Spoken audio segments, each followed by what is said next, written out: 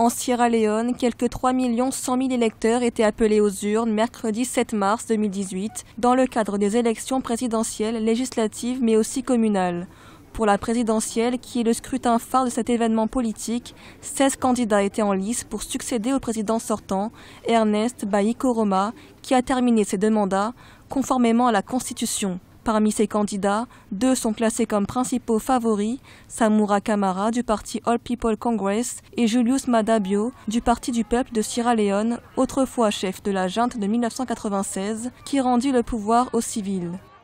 Pour ce qui est de Samura Kamara, je pense qu'en tant qu'ancien ministre des Affaires étrangères, par ailleurs candidat du parti au pouvoir, il a quand même des atouts, ne serait-ce que parce qu'il peut s'appuyer sur l'organisation, sur les ressources du parti au pouvoir. Sauf qu'en étant aussi le candidat au pouvoir, il endosse le bilan du président Ernest Bai Koroma.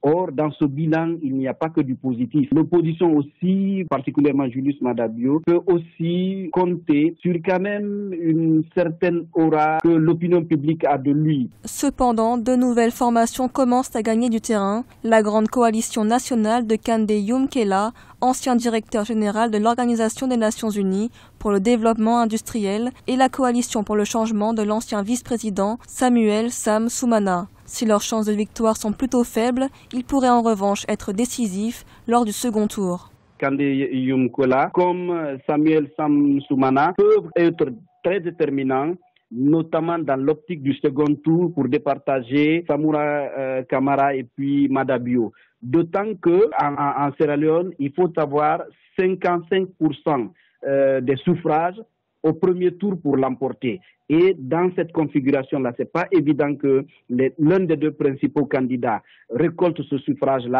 Et c'est à ce niveau-là qu'il faut s'attendre à un rôle déterminant des 2 principaux challengers. Les premiers résultats partiels sont attendus 48 heures après le scrutin et les résultats complets dans un délai maximum de 15 jours. Malgré quelques incidents, les observateurs ont salué une forte affluence dans les bureaux de vote et des élections globalement apaisées dans un pays qui a connu de 1991 à 2002 une guerre civile qui a fait 120 000 victimes et des centaines de milliers de réfugiés et déplacés.